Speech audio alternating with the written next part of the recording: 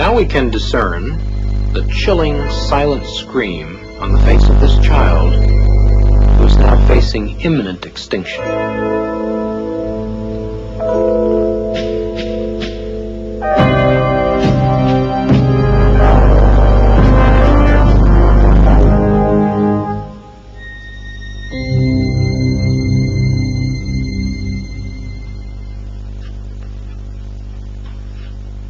My name is Bernard N. Nathanson. I'm a physician, practicing obstetrician and gynecologist. And I think I've had a passing experience in matters of abortion. Now, when I was a medical student in 1949, we had no such science as fetology.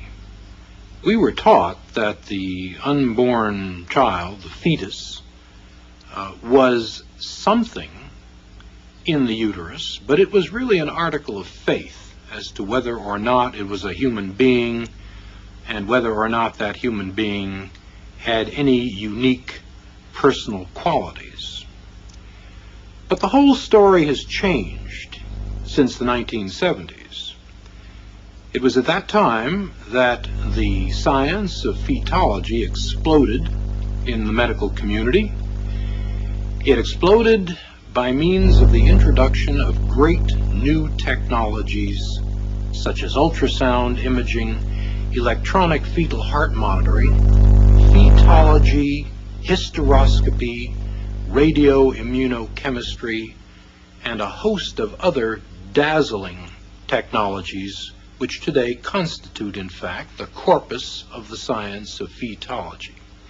Real-time ultrasound, that is, imaging of the child in motion, has been available as a clinical tool since 1976. The room for the ultrasound examination consists of a conventional examining table, as well as the ultrasound imaging device itself, a bulky appearing machine here. Now the pregnant woman is positioned on the table for the examination. The abdomen is suitably draped. The head of the instrument is now placed over the uterus. This device in turn consists basically of a crystal which sends out pulsing high-frequency sound waves and a transducer which collects the echoes of these waves. The echoes are then collated by a computer which in turn assembles them into a recognizable image of the living unborn child. And the child can be imaged by either a linear scan, which is useful for later pregnancies, or a sector scan, which is more accurate for delineating the child in an early pregnancy, such as this one. The image, reconstructed from the echo pattern, is capable of truly amazing resolution. And so discerning is this instrument that the tiny valves of the heart can be studied as they snap open and shut during the contractions of the heart. Mothers and fathers, for the first time, have been afforded a view of their unborn child by this spectacular technology. And those technologies, those apparatuses and machines which we now use every day, have convinced us that beyond question, the unborn child is simply another human being, another member of the human community, indistinguishable in every way from any of us. Now, for the first time, we have the technology to see abortion from the victim's vantage point. Ultrasound imaging has allowed us to see this. And so for the first time, we are going to watch a child being torn apart, dismembered, disarticulated, crushed, and destroyed by the unfeeling steel instruments of the abortionist. What we are looking at here is a depiction of the development of this child in its prenatal stage of life, from virtually the very beginnings to the end of that stage. We have here the child at 4 weeks, at 8 weeks, at 12 weeks, at 16 weeks, at 18 weeks, at 20 weeks, and at 28 weeks. As you can see, there is no revolutionary or dramatic change in the form or in the substance of this person throughout this developmental stage. Now, this little person at 12 weeks is a fully formed, absolutely identifiable human being. He has had brain waves for at least 6 weeks. His heart has been functioning for perhaps 8 weeks. And all the rest of his human functions are indistinguishable from any of ours. Now, this book is Williams Obstetrics, the 16th edition, written in 1980. It is a standard textbook used throughout every medical school in the United States. Preface of this book, published in 1980, cautions us as follows. Happily, we have entered an era in which the fetus can be rightfully considered and treated as our second patient. Who would have dreamed, even a few years ago, that we could serve the fetus as physician? Traditional medical ethics and precepts command us that we must not destroy our patients, that we are pledged to preserve their lives. Now let's see what abortion does to this, our second patient. We have then the 12-week unborn child in the uterus being this muscle surrounding the child. When the abortionist commences the procedure, he will first place this instrument, which is known as a speculum, into the woman's vagina, and will then open it in order to visualize the cervix, the neck of the womb, here. Having visualized the cervix, the abortionist then takes this instrument, which is known as a tenaculum, and fastens it securely through the speculum onto the cervix in this manner, clamping shut the tenaculum and getting a firm grasp on the cervix. The next instrument which is brought into play is called the sound. This instrument is then introduced into the uterus, and it is then removed, the abortionist having ascertained exactly how deep and in fact how large the uterus is. And then this set of dilators, these metallic curved instruments, are used to effect the opening of the cervix in order to introduce finally the abortion instruments themselves. The abortionist first introduces the most slender of these instruments into the cervix to dilate the cervix, turns the instrument around to a slightly larger end, introduces that end, and then works his way through the various graduated, increasingly larger ends of this dilating instrument. He will then take the instrument known as the suction apparatus, which is opened. It is in a sterile container prior to the actual use of the instrument. And then this will be inserted through the dilated cervix up into the uterus and will then puncture the sac surrounding the child, allowing the amniotic fluid to escape. The instrument then will come into direct contact with the child, and with a pressure of approximately 55 or so millimeters of mercury applied to the end of this instrument, as it is attached to a long, thick suction tubing at this end and to the abortion instrumentation, that is the machine at the other end. The suction tip will begin to tear the child apart. The pieces of the body are torn away one by one. until finally all that remains are shards of the body and the head itself. The head will be too large to come through this instrument itself. This will necessitate the introduction of this instrument, called a polyp forceps, into the uterus through the already dilated cervix, and the abortionist will then attempt to grasp the free-floating head of the child in the uterus between the rings of this instrument. The head is then crushed, the contents of the head removed, and finally the bones of the head. And the abortion is then effectively at an end. We've seen what the 12-week child appears on the ultrasound screen. And we have also seen the mechanics, the actual steps of a 12-week abortion. Now, for the first time, we're going to see a film made with real-time ultrasound imaging of a 12-week abortion. Bear in mind that this is not an unusual instance, a late abortion. This is one of the 4,000 or so a day done every day in the United States. This film was made at an abortion clinic. The physician who performed the abortion was a young man who was working in 2 different abortion clinics at the time.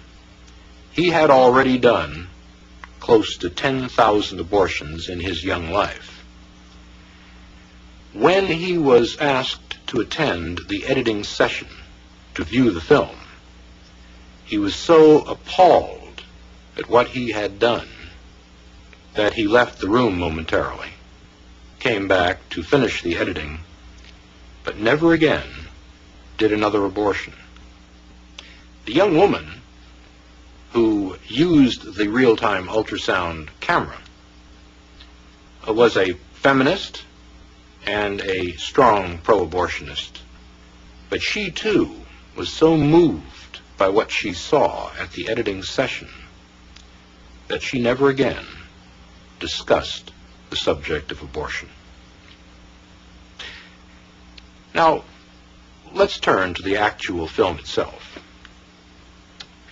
We are now looking at a sector scan of a real-time ultrasound imaging of a 12-week unborn child. The child is orientated in this direction. You are looking now at the head of the child here, the body of the child here, and this image is the child's hand approaching its mouth. Looking a little more closely at the child, we can discern the eye, or the orbit of the eye, here, the nose of the child here, the mouth of the child here, and we can even look at the ventricle of the brain here. This is a fluid-filled space in the brain. We see the body of the child here with the ribs in silhouette and the spine of the child at the back. This rather granular area of tissue at the top of the sector appears to be the placenta, or afterbirth, of the child. And we can begin to see down here the thighs, the lower extremities of the child coming off the body in this manner. Now, let's move to the action. We now see the heart beating here in the child's chest. The heart is beating at a rate of approximately 140 a minute. And we can see the child moving rather serenely in the uterus. One can see it shifting position from time to time. It is still orientated in this manner. And the mouth is receiving the thumb of the child. The child again is moving quietly in its sanctuary. Now, this shadow, which we are seeing down at the bottom of the screen, is the suction tip. We have colored the suction tip deliberately in order for you to discern it more clearly.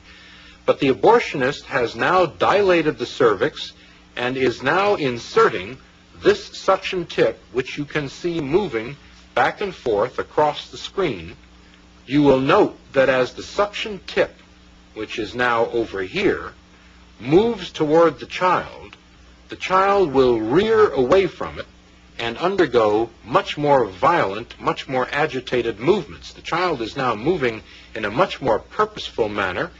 Its orientation changes from time to time. It is rearing again here.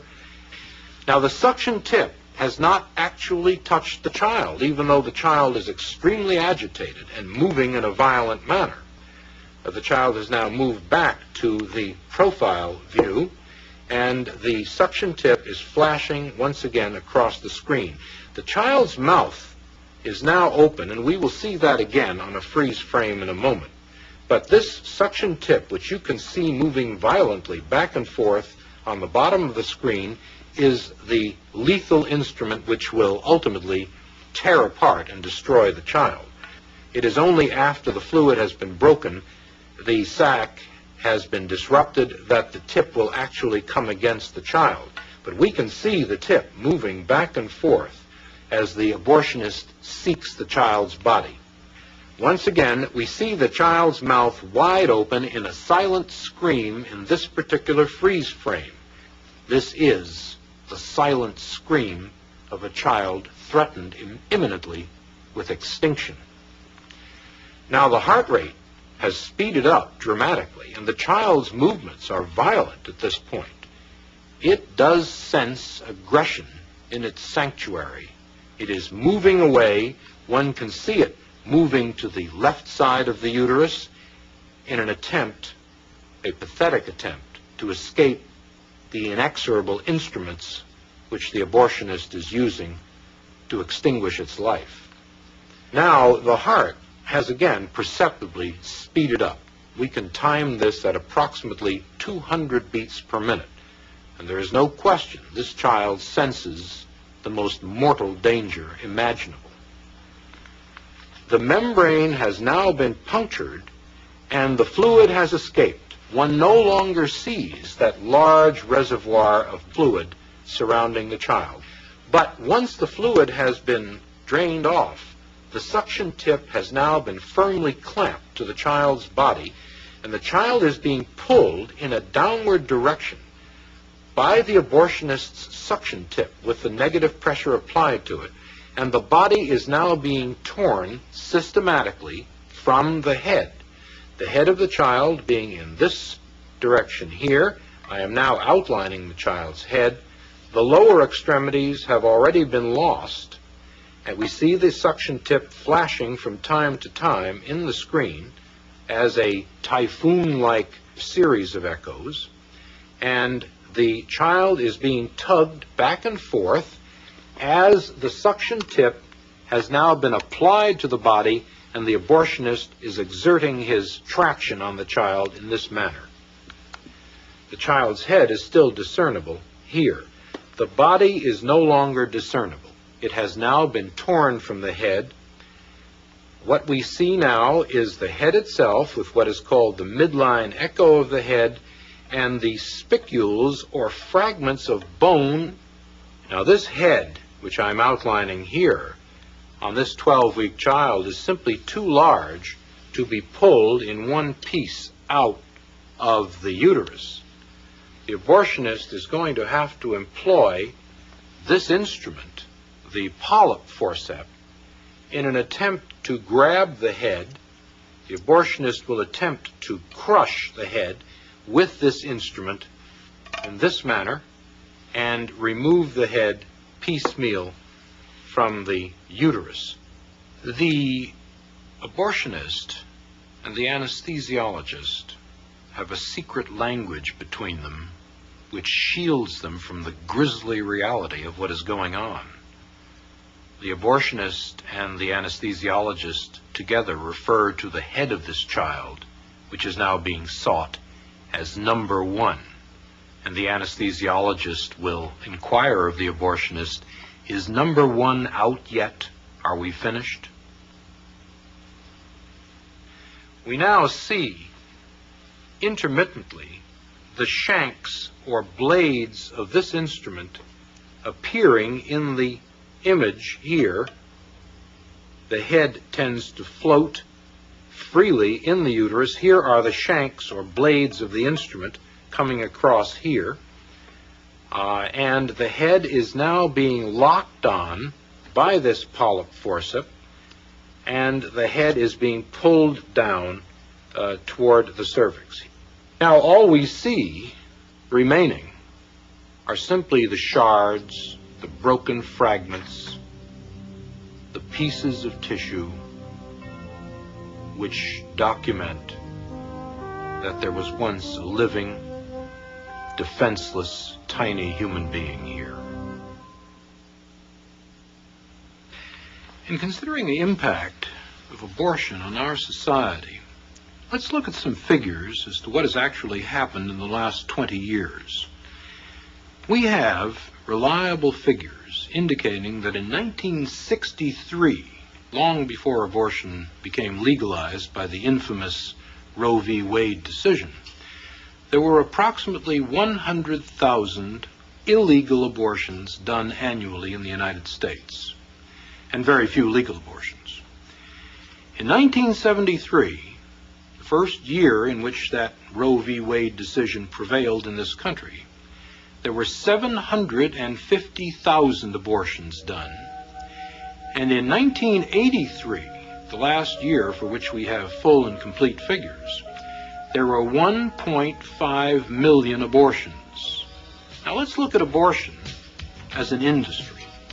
Last year, there were 1.5 million abortions done in this country. And the average cost of an abortion is about $300 to $400 per operation.